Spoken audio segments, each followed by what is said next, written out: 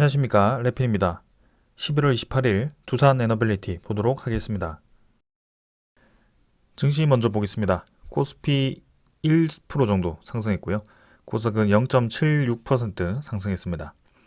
양증시 오늘 이제 반등에 성공을 했고요. 코스피는 2521포인트로 2500선을 회복하면서 마무리되었습니다.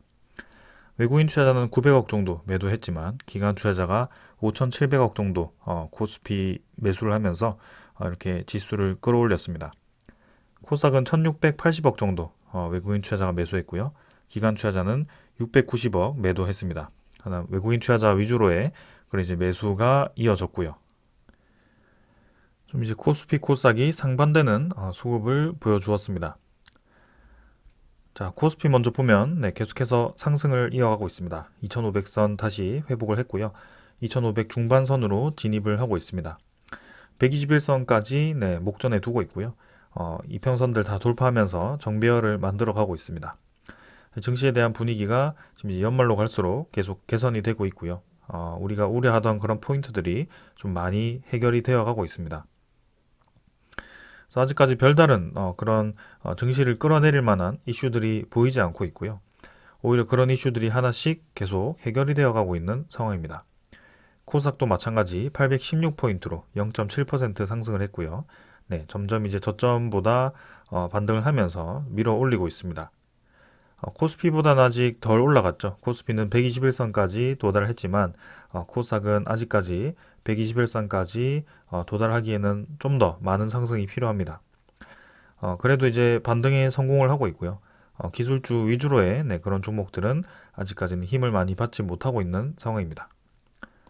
자, 코스피 같은 경우는 투자 수급을 보게 되면 외국인 투자자가 3일 정도 매도를 하게 됩니다. 11월 30일에 가까워지면서 오히려 이제 외국인 투자자가 이탈을 하는 모습을 보이고 있는데요. MSCI 리밸런싱 관련해서 그런 수급이 아직까지는 외국인 투자자의 매수세가 집중되고 있지는 않습니다. 그동안 이제 매수를 이어오다가 잠깐 이렇게 매도를 하고 있는데요. 3일 정도 매도를 이어가면서 이번 주 계속 매도로 잡는지 그런 것들을 좀 볼 필요가 있겠습니다. 금융투자 같은 경우는 3일 정도 매수를 했고요. 지금 이제 기관 투자자의 대부분 물량이 이렇게 많은 매수를 금융투자가 해주었습니다. 그래서 사실 뭐 이 기관 투자자의 수급이 많이 들어와서 코스피에 이 좋다라고 보기보다는 또 이제 빠져나갈 수 있는 그런 단기 물량이라고 좀 보고 있기 때문에 일단 차분히 좀 보겠습니다. 언제든지 뭐 시장을 떨어뜨릴 만한 그런 소스가 나오면 또 떨어질 수 있는 그런 수급이거든요. 그래서 좀 천천히 보겠습니다. 코스닥 지표는 지금 아까 확인을 했고 투자 수급을 보면 외국인 투자자가 1,600억 정도 매수를 하면서 최근 대비해서는 좀 많은 매수를 해주었습니다. 뭐 계속 매도를 반복을 하면서 사실 뭐 큰 의미가 없는 상황이고요. 기관 투자자는 오히려 계속 빠져나가고 있는 상황입니다. 그래서 코스닥보다는 코스피에 조금 더 수급이 몰리고 있고 특히 연말로 갈수록 배당 종목들이 좀 많이 모여 있는 지표가 또 코스피이기 때문에 코스닥보다 유리할 수 있다라고 말씀을 드립니다. 그러나 뭐 그 배당 종목 때문에 코스피에 투자를 하기보다는 우리는 좀 더 멀리 바라봐야 되는 상황이고, 그런 이제 내년 상반기에 금리 인하가 되는지 안 되는지, 그런 것들이 좀 큰 이슈가 될 수 있기 때문에 천천히 좀 접근을 할 생각입니다. 자, 그래서 지금 당장에서야 뭐 인플레이션 지표가 안정화되고 있고, 국채 금리가 안정화되고 있고, 환율도 떨어지고 있고, 그런 상황이기 때문에 증시는 계속 완연하게 반등을 이어가고 있습니다. 그래서 뭐 굳이 이 건덕지를 좀 내릴 만한 건덕지를 찾아보자면 인플레이션 지표가 다시 올라가거나 그죠? 금리를 추가적으로 올릴 만한 그런 상황이 만들어지거나 혹은 이제 너무 고금리가 유지되다 보니까 갑작스럽게 은행 하나가 중요한 은행 하나가 망하면서 돈줄이 막히거나 그런 것들이 있을 수 있겠습니다. 혹은 전쟁이 이제 갑자기 확전이 되면서 뭐 미국 중국 간에 그런 전쟁이 벌어진다든지 대만 문제가 커진다든지 뭐 그런 상황이 좀 이제 증시를 끌어내릴 수 있는 상황인데요. 그렇지 않고서는 사실 큰 이변은 없어 보입니다. 자, 그래서 계속 천천히 지금처럼 진행을 해보겠습니다. 환율은 이제 오늘 급락을 했고요. 5원 정도 하락해서 1296원으로 하락했습니다. 그래서 1300원 조금 찍고 다시 떨어지고 있는 상황이고요. 쌍바닥 근처로 이렇게 떨어지면서 네, 계속 환율은 조정을 받고 있습니다. 그래서 이런 반등이 계속 이어진다면 환율도 점점 떨어질 거라고 생각을 하고 있고요. 오늘도 이제 아래 꼬리를 길게 달면서 좀 많이 떨어졌다가 반등을 했지만 네, 추가적인 하락이 나올 수 있는 네, 그런 상황입니다. 그래서 천천히 이 환율도 계속 주시를 해보겠습니다. 해외 증시는 뭐 미국 증시 어제 간밤에 보합 수준으로 진행이 되었고요. 아시아 증시도 마찬가지 뭐 큰 상승 없이 진행이 되었습니다. 전반적으로는 뭐 큰 변화가 없는 상황이고요. 상승 하락 중에 아직까지 방향을 잡지 못하고 전반적인 글로벌 증시들이 좀 보합 수준으로 그죠? 관망세를 이어가고 있는 상황입니다. 선물 지표도 오늘 마찬가지 보합 수준이고요. 미국 증시, 유럽 증시 모두 네, 크게 변동 없이 진행 중입니다. 유럽 증시는 0.4% 정도 하락해서 진행 중이고요. 그 다음에 이제 원자재 가격을 보게 되면 국제유가는 75달러, 75.8달러, 천연가스는 2.97달러, 또 갑자기 이제 2.8달러 수준에서 2.97달러로 또 가격대가 좀 상승을 하게 됩니다. 그래서 뭐 에너지 가격이 이랬다 저랬다 계속 반등을 했다가 떨어졌다가 반복을 하고 있는데요.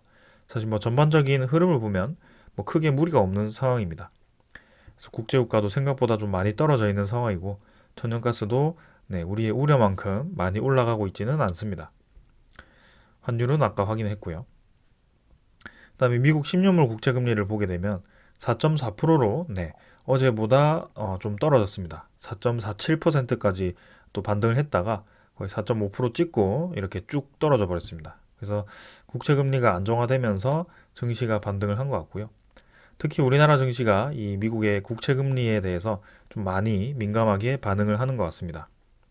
그래서 국채금리가 점점 이제 안정화되는 방향으로 떨어진다면 결국에는 증시는 반등을 할 수밖에 없고요. 국채 금리가 떨어진다는 것은 국채 가격이 올라간다는 것이고요. 거기에 대해서 이 시장 금리가 안정화되면서 기준 금리 자체도 서서히 이제 떨어질 수 있는 그런 상황이다라는 것을 보여주고 있는 것입니다. 그래서 시장이 점점 안정세를 찾고 있다라는 것이 보여지는 네, 그런 흐름입니다. 자, 그래서 이 정도로 이제 시장 분위기 살펴보았고요. 네, 어제도 마찬가지 이번 주 내내 뭐 큰 변화 없이 진행 중입니다. 그래서 남은 이제 11월 달 한 이틀 정도 잘 마무리하고요. 12월 달도 네, 넘기면 이제 올해도 끝입니다. 그래서 올해 이제 참 많은 일이 있었는데요. 일단은 시장은 연말에 생각보다는 좀 안정세를 찾고 조금씩 반등을 해주고 있기 때문에 한번 계속 보겠습니다. 자, 오늘 이 정도로 보고 종목으로 넘어가도록 하겠습니다. 두산 에너빌리티 보겠습니다. 300원 상승해서 2% 정도 상승했고요. 15,260원으로 마무리가 되었습니다. 오늘도 이제 코스피의 반등과 함께 두산 에너빌리티 올라간 것 같고요. 사실 뭐 최근에는 계속 유사한 흐름을 보이고 있기 때문에 코스피 올라가면 올라가고 내려가면 내려가는 뭐 그런 상황입니다. 관련 종목들도 사실 뭐 부합 수준인 종목들도 있고 좀 올라간 종목들도 있는데요. 특히 두산 에너빌리티는 공매도가 좀 많은 종목이죠. 그래서 최근에 공매도 금지와 함께 지금 MSCI 리밸런싱 시기가 다가오고 있기 때문에 그 시기에 맞추어서 외국인 투자자가 또 매수를 하고 있는 것이 아닌가 네, 그런 생각도 해봅니다. 상대적으로 조금 더 네, 관련 테마들보다는 반등을 강하게 해주고 있는 것 같습니다. 자, 그래서 지금 조금씩 이제 티 안 나게 올려가지고 어느덧 61선까지 도달을 했습니다. 오늘도 61선 이제 저항을 맞고 조금 이제 꼬리를 달고 내려왔는데요. 결국에는 61선 도달하면서 이제 이평선 수렴 구간이 만들어지고 있습니다. 자, 여기서 바짝 이제 올려가지고 우문구름 돌파를 할 것인지 혹은 뭐 이 안쪽에서 조금 더 놀다가 이평선에 완벽하게 모였을 때 뚫고 나가는 것인지 뭐 그 정도 차이가 있을 것 같고요. 예상대로 뭐 흘러가고 있습니다. 그래서 음운구름을 개인적으로는 좀 빠르게 돌파를 해주는 것을 바라고 있는데요. 그러기 위해서는 거래량이 좀 더 실렸으면 하는 상황입니다. 자, 그래서 증시가 계속 반등을 하면 두산 에너빌리티도 계속 올라갈 수밖에 없다. 그래서 증시가 내릴 때 내린 만큼 증시가 올라가면서 같이 올라가는 것뿐이다 라고 생각을 하고요. 우리가 결코 흔들릴 필요가 없었다라는 것을 이번에도 다시 한번 증명을 해주고 있습니다. 자, 그래서 시간이 오래 걸린다고 해서 우리의 시간이 낭비가 되고 있다라고 생각하기보다는 결국에는 제 가치를 찾아서 찾아가는 그 과정 속에 이렇게 이제 뚝뚝 떨어뜨리는 과정이 있고 그 과정은 우리가 매수를 할 수 있는 좋은 기회들을 주고 있는 것이다라고 생각을 하는 것이 좋습니다.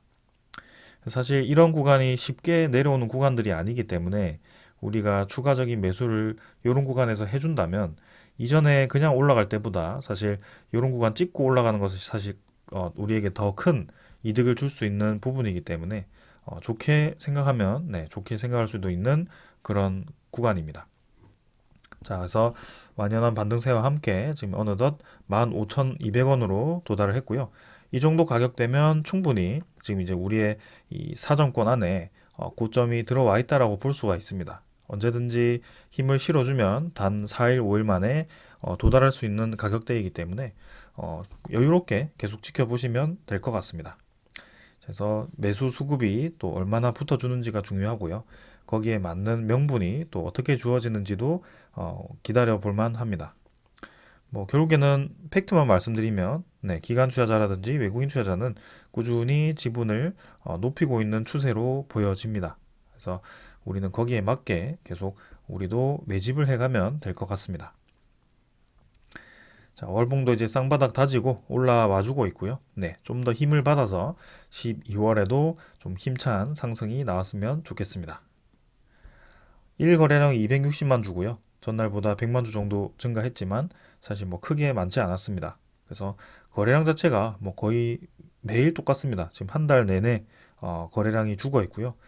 지금 시장 자체가 크게 힘을 받지 못하고 있는 상황 속에 적은 거래량으로 조금씩 반등하고 있습니다. 그래서 코스피 따라서 움직인다라고 보시면 될 것 같고요. 2% 반등했지만 사실 거래량이 적었기 때문에 만약에라도 이제 시장이 다시 떨어진다면 다시 떨어질 수 있는 쉽게 떨어질 수 있는 그런 가격이기도 합니다. 그러나 그렇게 쉽게 떨어졌던 가격대이기 때문에 또 이렇게 쉽게 올라가는 것이고요. 상대적인 것이기 때문에 우리가 너무 이 가격대에 집중할 필요도 없습니다. 그래서 전반적인 추세를 살피되 지금은 기술적으로는 언제든지 우리가 찍었던 고점을 도달할 수 있는 그 사정권 안으로 들어왔다라는 것을 생각을 하시면 되겠습니다. 자, 그 다음에 이제 투자 수급을 보게 되면 기관 투자자가 42만 4천 주 매수를 했고요. 외국인 투자자가 20만 주 매수를 했습니다. 금융 투자가 11만 주 매수, 보험 2만 8천 주, 투신이 4만 주, 연기금 투자자가 4만 5천 주, 그 다음에 사모펀드가 19만 5천 주를 매수를 하게 됩니다. 그래서 평소에 이제 이 사모펀드가 별 움직임이 없다가 오늘 이제 19만 주까지 매수를 해주면서 일단 뭐 공매도 상환을 한 것인지 아니면 뭐 그냥 단기 이 매수를 진행한 것인지는 모르겠지만 갑작스러운 매수가 들어오긴 했습니다. 뭐 금융투자야 매수 매도를 반복하고 있고요. 연기금 투자자도 마찬가지고요. 투시는 조금씩 최근에 모아가고 있지만 크게 많은 물량은 아니고요. 그래서 일단은 주요 지금 매수 수급은 외국인 투자자로 좀 보여지는데요. 일단은 기관 투자자도 어떻게 움직임을 보이는지 계속 주시를 해보겠습니다. 외국인 투자자는 오늘도 20만 주 정도 매수를 하면서 지금 뭐 최근 이 11월 달 들어서는 계속 매수를 이어가고 있는 상황입니다. 그래서 지분도 13%를 넘어가지고 공매도를 꾸준히 지금 줄이고 있는 상황인데요. 그 공매도가 11월 30일까지 계속 줄어들 것으로 좀 생각을 하고 있기 때문에 결국에는 신규 공매도가 이 불가능한 상황에서 계속 상환을 해 나갈 가능성이 높다라고 생각을 합니다. 그래서 그 주요 공매도 세력이 어떻게 움직이는지도 계속 주시를 해 보겠습니다. 그래서 공매도 잔고 지금 보시면 1057만 주로 전날보다 또 한 30만 주 가량 줄었습니다. 그래서 잔고가 지금 계속 줄어들죠. 최근에 이제 크게 많이 줄지 않다가 한 11월 20일부터 해가지고 조금씩 이 상환시키는 속도를 빠르게 진행을 하고 있습니다. 그래서 1340만 주 정도까지 이 잔고가 늘었다가 11월 달 들어서 계속 지금 외국인 투자자의 매수세가 이어지고 있는데요. 그 외국인 투자자의 매수세와 함께 또 공매도 잔고가 한 300만 주가량 줄어들었습니다. 자, 27일, 28일도 마찬가지로 공매도 잔고가 계속 줄어들 것으로 보여지고요. 내일도 그렇고 내일 모레도 그렇고 MSCI 리밸런싱 당일까지 계속 그런 움직임이 이어질 가능성이 높아 보입니다. 그래서 어떻게 흘러가는지 한번 계속 체크해 보겠습니다. 그 다음은 공매도 잔고 말고 대차 잔고를 볼 건데요. 대차 잔고는 지금 아직 집계가 되지 않았지만 오늘도 대차 잔고 상위 종목에 위치를 했습니다. 두산 에너빌리티가 지금 19만 주 정도 체결이 되었고 상환이 87만 주 되면서 67만 주가 감소했습니다. 그래서 2,650만 주로 대차 잔고가 감소했고요. 어제는 이제 한 90만 주 정도 늘었다가 다시 이렇게 하루 만에 대차 잔고가 감소를 하게 됩니다.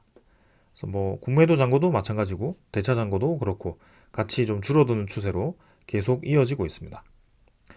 자, 어제는 외국인 투자자가 매수 이 집계로 끝나는데요. 오늘은 추정 대비해서는 이렇게 마이너스로 오히려 매도로 집계가 되었습니다. 그래서 한 30만 주 정도 차이가 났고요. 보율은 13.15%로 조금 이제 줄었습니다. 그러나 뭐 외국인 투자자 이 집계가 매도로 잡혔다라고 해서 뭐 크게 문제가 있는 것은 아닙니다. 최근 추세로 좀 보았을 때는 그런 움직임이 좀 계속 나타났었고요. 우리가 계속 기다리고 있는 그 모건 스탠리로부터의 매수는 아직 진행되지 않고 있습니다. 그래서 이 실제 거래도 그렇고 외국계 이 거래도 그렇고 계속 사실 공매도 금지 이후에 JP 모건이 계속 나타났었거든요. 모건서울도 그렇고요. 이 두산 에너빌리티를 계속 오래 보았었고 그리고 저의 이 영상을 계속 보신 분들이라면 제가 계속 그 거래원을 말씀드린 것을 알 수 있습니다. 근데 공매도 금지 이후에는 사실 JP 모건이 계속 나타나지 않는 상황이고요. 모건서울도 마찬가지입니다. 오히려 신한증권을 통해서 이렇게 매수 창구에 매수가 좀 더 강하게 들어오고 있고요. 최근 며칠 동안은 삼성증권 창구로 매수가 좀 들어와주고 있습니다. 그래서 뭐 일단 특정한 물량이 계속 이 매수를 진행하고 있다는 것이 느껴지고요. 최근 20일 동안에 신한증권은 계속 매수로 잡혀 있고 이 삼성증권도 최근에 좀 매수를 이어가면서 상위권에 위치를 하고 있습니다.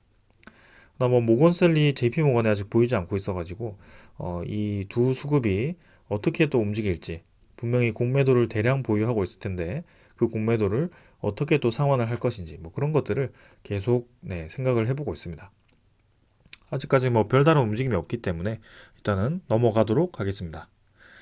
자, 그래서 뭐 오늘도 크게 변화 없었고요. 차트 흐름은 그대로 유지되었고 수렴 구간에서 이제 좀 더 빠르게 올라갈 수 있는 그런 이 범위 안에 들어왔다. 그래서 언제든지 좀 힘을 받으면 고점 돌파가 가능한 지역이기 때문에 이제는 우리가 좀 안정감을 찾고 지켜볼 수 있겠다라는 생각이고요. 그리고 이제 남은 기간 동안 공매도 잔고 저 1,000만 주 정도가 어떻게 또 이용이 될지 그때 주가가 어떻게 활용이 될지 그런 것들을 좀 계속 주시를 해보겠습니다.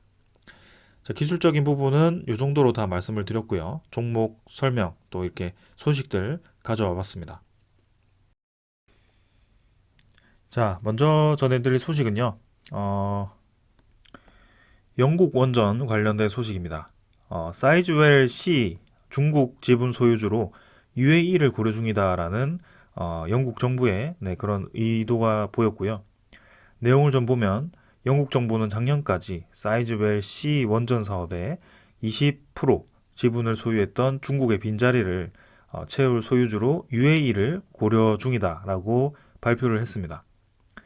그래서 원래 이제 이 사이즈웰 C 원전 프로젝트 운영회사는 이 에너지 EDF 에너지가 80%, 그다음에 CGN 중국 핵 집단 공사가 이제 20%를 보유를 했었는데요.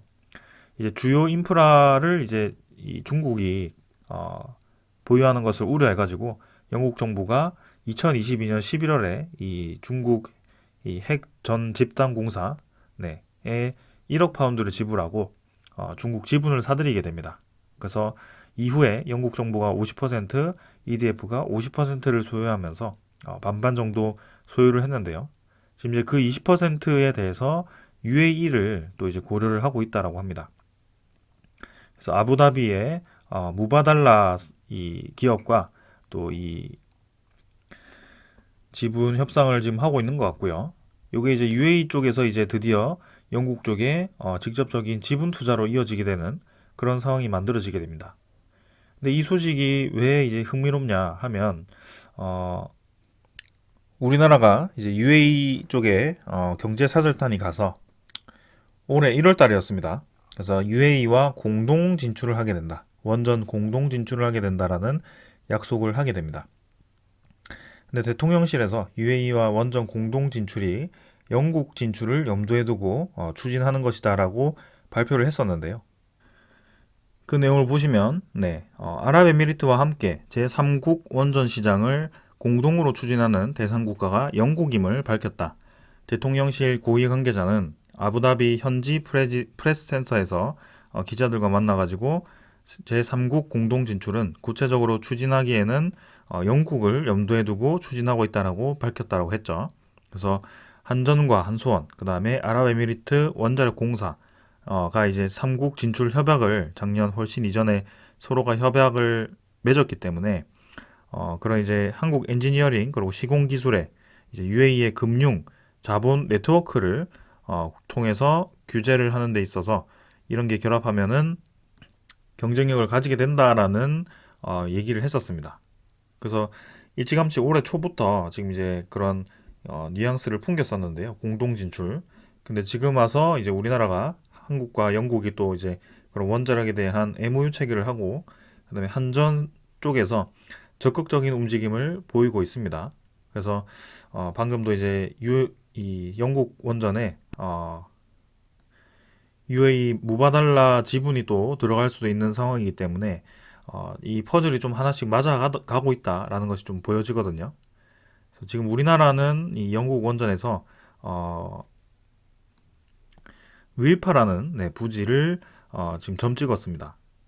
그래서 내용을 보시면 이제 한전 사장이 웨일즈 지역의 버지니아 크로스비 보수당 의원 초청으로 그래서 의원 초청을 받아가지고 윌파 신규 원전 부지를 방문했고요. 그래서 거기서 지역 주민 원전 수용성 등을 이제 확인을 했다라고 합니다. 그래서 윌파 부지는 이제 영국 내에서 최적의 대형 원전 건설 부지로 평가를 받고 있고 과거에 원전을 운영했던 지역이기 때문에 인프라가 우수하고 대다수 지역 주민들도 원전을 찬성하고 있다. 그래서 사실 뭐 영국 정부가 추진하면 바로 이제 진행할 수 있는 그런 환경이 갖춰져 있다라고 이렇게 보여집니다. 그래서 이번에도 그냥 단순 뭐 MOU가 아니고 이 핵 연료 처리라든지 핵 연료 보관이라든지 뭐 설계, 뭐 시공, 뭐 이렇게 인력 양성 이런 것까지 좀 광범위하게 MOU 체결을 하게 되면서 영국이 정말 이제 한국 원전 도입을 위한 준비를 하고 있다는 것을 느꼈고요. 그리고 지금 영국 원전을 건설할 수 있는 기업이 이미 중국이 배제된 상황이기 때문에 지금 이제 한국, 프랑스 또 웨스팅하우스가 있을 겁니다. 웨스팅하우스는 1400메가와트급을 건설할 수가 없기 때문에 또 프랑스 아니면 이 한국이 될 거거든요. 근데 프랑스 EDF의 모든 이 물량을 다 주기에는 영국도 부담스럽기 때문에 분명히 지금 한국 쪽으로 이 일부분이 올 겁니다. 그래서 지금 현재 UAE를 통해서 우리가 합작을 또 준비하고 있는 상황 속에 UAE가 자금을 또 이렇게 대주면 우리 입장에서는 상당히 수월하게 진행할 수 있는 프로젝트 중에 하나입니다. 그래서 폴란드 퐁트노프 원전도 이 한수원 쪽에서 지분 한 49%를 갖고 또 이제 투자를 하게 되는 이 개념이기 때문에 대형 원전에 대해서 계속 우리나라가 그 많은 자금을 대주면 좀 부담스럽기도 하거든요. 물론 이제 수출입은행이라든지 그런 금융 지원을 받긴 하지만 그런 프로젝트들이 한두 개면 괜찮겠지만 뭐 세네 개, 다섯, 여섯 개 이렇게 되면 정말 부담스럽기 때문에 그런 제3국을 이용하는 그런 전략이 굉장히 괜찮았는데요. 그게 이제 구체화가 되고 있다라고 보여집니다. 그래서 폴란드 원전, 뭐 체코 원전, 뭐 루마니아 원전 요거 다음에 이제 영국 원전이 검토가 될 텐데요. 그 전에 뭐 UAE 원전이라든지 사우디 원전이 또 먼저 나올 수도 있고요. 아무튼 계속 지금 우리나라 이 APR 1400에 대해서 러브콜을 보내는 국가들이 많아지고 있습니다. 그래서 여기에 대해서 우리가 뭐 지금까지 오래 기다렸는데 아직까지 소식이 없다에 대해서 불만을 가지기보다는 지금 이 이전 상황보다 현재부터의 앞으로의 상황이 훨씬 좋은 상황이거든요. 완전히 다른 얘기입니다. 지금까지의 뭐 그런 이 탈원전 기류보다 앞으로 이제 전 세계적으로 이제 원자력 에너지가 필요하다는 것을 인정한 시기는 완전히 다르기 때문에 네, 지금부터 좀 생각을 해야 될 것 같습니다. 좀 구체적으로 이제 진행이 되고 있고요. 어제도 폴란드 원전도 기후환경부에서 네, 빠르게 이제 승인을 하게 되면서 이 원전 건설에 대한 의지를 확실히 좀 보여주고 있습니다.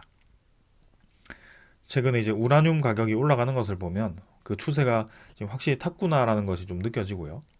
우라늄 가격이 올라가면 원자력 발전이 돌리는 비용도 늘어나지 않나요? 네, 그럴 수 있습니다. 그러나 LNG처럼 이 들어가는 원료가 상대적으로 적기 때문에 LNG보다 훨씬 적기 때문에 이 연료에 의한 가격 변동은 사실 원전은 그리 크지 않습니다. 그래서 계속 안정적인 대체 에너지로 이제 주목을 받는 거고요. 그리고 이제 우라늄 원료가 완전히 이제 동이 나서 전 세계적으로 이제 공급이 어려운 상황이라면 좀 문제가 될 수도 있겠습니다. 그러나 아직까지는 그런 상황은 아닌 것으로 파악을 하고 있기 때문에 그 부분도 네, 일단 가감 없이 여러분들께 좀 설명을 드리도록 하겠습니다. 자, 그래서 영국 원전에 대한 얘기를 말씀을 드렸고요. 네, 그 다음은 또 이제 여기 캐나다에서도 계속 이제 원자력 발전에 대한 확대가 검토가 되고 있습니다. 그래서 브루스 파워사죠. 네, 브루스 원전 확장 정보 요청서를 발표 예정이고요. 일찌감치 이제 신규 원전 추가 도입 최대 4.8기가와트입니다. 그래서 1200메가와트 4기를 이제 건설하는 계획을 가지고 있고요. 그래서 이렇게 확장 정보 요청서 절차와 동시에 지금 영향 평가를 진행을 하겠다라고 합니다. 그래서 그 수집된 정보가 이제 다른 신규 원전 건설 예비 타당성 조사에도 활용이 된다라고 하고요. 4.8기가와트 이외에도 추가로 더 짓겠다는 얘기죠. SMR까지 지금 검토 중이기 때문에 이 캐나다도 계속 그 원자력 발전에 대한 건설을 추진 중입니다. 사실 캐나다 인구가 그리 많지도 않고요. 네, 캐나다는 제조 기술이 그렇게 뛰어난 이 국가도 아닙니다. 원천 기술을 좀 가지고 있는 국가고요. 그럼에도 불구하고 이렇게 원자력 발전을 많이 짓겠다라는 것은 앞으로 그 이 많은 전기 수요에 대해서 감당을 하기 어렵기 때문이라고 판단을 한 것 같고요. 그래서 신재생에너지 좀 늘리겠지만 저렇게 원자력 발전을 굉장히 공격적으로 늘리고 있는 상황입니다. 그래서 모든 이제 이 제품들이 전기 자동차들이 전기화가 되었을 때 자동차들이 전기화가 되었을 때 거기에서 나오는 이 전기 수요 그다음에 이 AI 인공지능이 활성화가 되었을 때 데이터 센터로부터 소모되는 그 전기를 공급하기 위해서는 분명히 많은 이 발전소들이 필요합니다. 그래서 그 중에 지금 안정적인 에너지원으로 이렇게 원자력 발전을 선택을 한 것 같고요. 특히 캐나다 입장에서는 카메코라는 그리고 이제 큰 대규모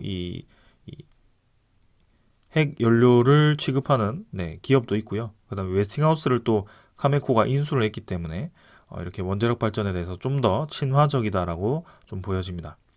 아무튼 제가 말씀드리고 싶은 것은 북미, 뭐 유럽, 동유럽, 서유럽 사실 뭐 북유럽도 마찬가지고요. 네, 모두 지금 원자력 발전 추진 중입니다. 필리핀, 인도네시아도 마찬가지고요. 네, 베트남은 큰 소식은 없지만 마찬가지로 의도는 있습니다.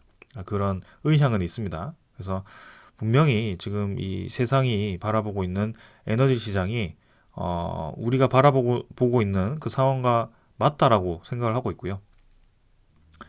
지금은 정치적으로 활용될 것이 아니라 정기적인 수요를 어떻게 감당할 것인가에 대해서 먼저 이 질문을 해야 될 것 같습니다. 그리고 거기에서 따라오는 비용을 어떻게 감당할 것인가에 대해서 먼저 네, 생각을 해야 될 것 같습니다. 그래서 그런 상황 속에 합리적으로 지금 세계 이 각 국가들이 선택을 하게 되는 것 같고요. 원전을 굳이 없앴다가 네, 탈원전 기류에서 다시 이렇게 친원전 이 기류로 바뀌는 데에는 그만한 이유가 분명히 있기 때문이거든요. 그래서 그런 것들을 우리도 명확하게 알아야 되고, 네, 그렇기 때문에 지금 에너지 기업들이 좀 이제 다시 한번 전성기를 맞이할 수 있다라고 얘기를 드리는 겁니다. 그래서 두산 에너빌리티 주요 이 주기기를 생산하기도 하고요. 원자력 발전을 떠나서 그 많은 에너지원에 다 관여할 수 있는 네트워크가 형성이 되어 있기 때문에 상당히 저는 이 좋은 기업으로 바라보고 있는 상황입니다. 자, 그래서 이제 해외 얘기는 그만하고요. 이제 우리나라도 국내 얘기를 좀 하겠습니다. 자, 계속해서 뭐 11차 전기분에 대해서도 집중을 좀 하고 있고, 신규 원전 뭐 4개에서 6기 정도까지 뭐 추진이 될 거다. 이런 얘기도 있고, 아직까지 뭐 확정이 되지 않았다. 뭐 그런 얘기도 있는데, 일단 오늘은 이종호 서울대 원자력 정책센터 연구원 보고서에 의하면 2050년에 탄소 중립을 하려면 원전 비중을 40에서 50%까지 늘려야 된다라는 발표를 하게 됩니다. 자, 그래서 우리나라의 그런 이 에너지에 대한 그 효율적인 선택을 하게 된다면, 이제 탈탄소를 다 진행했을 때, 무탄소 에너지가 전부 다 이제 100% 차지했을 때, 원전이 40에서 50%, 태양광 풍력이 30에서 40%, 그다음에 수소가 20%로 가져가는 것이 가장 최적인 그런 방향이다. 비용적으로 계산을 했을 때인 것 같습니다. 그래서 뭐 이렇게 여러 이 안을 가지고 각각 이 발전량을 계산했고 거기에 대한 비중을 계산한 것 같은데요. 그 안에 따라 이제 계산을 하게 되면 탈원전을 했을 경우 원전 비중이 낮아졌을 경우 이렇게 2050년까지 25년간 그 에너지를 구축하는데 2,456조가 들어가게 되는데요. 점점 이제 원자력에 대한 비중을 높이 가져갈수록 거기에 대한 비용이 줄어든다라고 되어 있습니다. 그래서 지금 요 정책 연구소에서는 이제 원자력 발전을 한 46% 정도 보고 한 1,100조 정도를 투자해야 된다라고 생각을 하는 것 같고요. 거기에 대해서 이렇게 발표를 한 것 같습니다. 뭐 사실 이것만 보고 원전 비중을 무조건 늘려야 된다. 요게 이렇게 이제 판단하기도 좀 어렵긴 한데요. 분명히 이제 비용적으로 이렇게 추산을 했을 때 재생에너지보다는 지금 이제 이 원자력 발전을 이용하는 것이 비용적으로는 효율적이다라는 것을 또 이렇게 수치로 나타낸 것 같습니다. 어, 지금 이 원자력 비중을 높이 가져가더라도 지금 우리가 에너지에 투자해야 되는 이 비용 자체가 1,000조 원대거든요. 그만큼 탈탄소에 대한 비용이 상당히 많이 들어가는 것입니다. 그래서 많은 국가들이 이 탈탄소에 대해서 진행을 해야 되겠지만 거기에 대한 비용이 상당히 이제 부담스러운 입장인데요. 네. 우리나라도 좁은 땅에서 또 이런 막대한 비용을 발생시키면서 이제 어떤 에너지를 투자할지는 좀 더 이 고민을 많이 해봐야 될 것 같습니다. 그러나 분명한 것은 지금 이제 한쪽 에너지원을 극단적으로 늘렸을 때는 거기에 따른 부작용이 있을 수 있기 때문에 그래서 지금 효율적인 에너지 다각화가 필요하다라는 것이고 그런 것을 좀 강조를 해야 될 것 같습니다. 자, 그리고 이제 원자력 발전이 단순히 뭐 이 전기만 생산하는 것이 아니라 그 원자력 발전을 이 통해서 터빈을 돌리면서 발생하는 전기도 있겠지만 그 발생하는 열을 식히기 위해서 이 물을 회전시키죠. 그래서 안에 물을 넣어가지고 이 지금 식히는 방식인데요. 그 물이 결국엔 뜨겁게 나오게 됩니다. 그래서 그 뜨거운 물이 분해가 되면 이제 수소를 생산할 수 있는 그런 시스템인데요. 혹은 그 열 에너지를 이용해서 뭐 또 제3의 발전을 할 수 있는 상황이고요. 그래서 사실 많은 에너지원으로 좀 활용을 할 수 있는 뭐 그런 장점이 있습니다. 네, 이번에 지자체와 민간 기업이 산업부에 수소 생산용 원자로 건설 의향을 제안을 했다라고 하고요. 이 회의에서 이제 그런 내용들이 오간 것으로 보여집니다. 자, 그래서 내용을 보면 이제 한수원과 지자체, 금융기관, 민간 기업이 이제 컨소시엄을 구성해 가지고 이 SPC를 설립하게 되고 그렇게 이제 이 수소를 생산할 수 있는 원자로를 건설해서 이제 이 원전으로부터 본격적으로 수소를 생산하자. 그래서 우리나라가 지금 아까도 보았듯이 결국에는 수소에 대한 경제의 비중이 점점 시간이 갈수록 늘어날 건데 그 수소를 어디서 가져오는지가 상당히 중요하거든요. 근데 재생에너지도 이제 수소를 생산할 수 있겠지만 그 재생에너지로 전기 분해를 해서 수소를 생산하는 것보다 이 원전에 이 열을 식히면서 발생하는 그 수소 생산량이 훨씬 많다라는 거죠. 그래서 그런 것들을 보면 이 원전을 통해서 수소 생산하는 그 제2의 이 공정도 생각을 해야 된다라는 그런 내용입니다. 지금은 이 에너지가 계속 이제 연결이 되는 것 같고요. 하나의 에너지원으로 하나만 만든다라는 시대는 끝이 난 것 같습니다. 그래서 이제 이 하나를 통해서 여러 가지를 활용할 수 있는 그런 것들을 좀 검토를 하고 있는 거고, 네, 거기에 두산 에너빌리티가 또 솔루션을 가지고 있다는 것이 상당히 좋아 보입니다. 자, 그래서 오늘 네, 준비한 소식들은 다 말씀을 드렸고요. 네, 두산 에너빌리티는 네, 분명히 지금 좋은 상황 속에 있는 것 같습니다.